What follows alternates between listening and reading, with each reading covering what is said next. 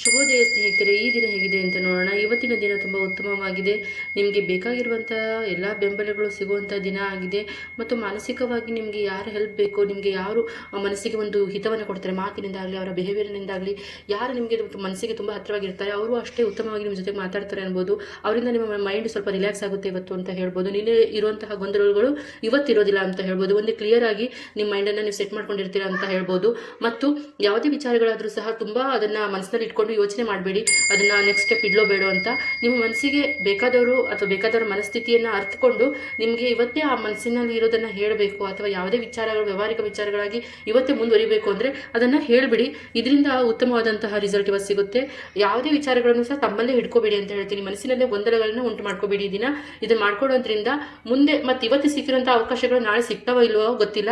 ಇದರಿಂದ ನಿಮಗೆ ತುಂಬ ನೋವುಂಟಾಗುತ್ತೆ. ಅದಕ್ಕೋಸ್ಕರ ಇವತ್ತು ಸಿಕ್ಕಿರೋದನ್ನು ಇವತ್ತೇ ಅನುಭವಿಸೋದನ್ನು ಕಲೀರಿ ಅಂತ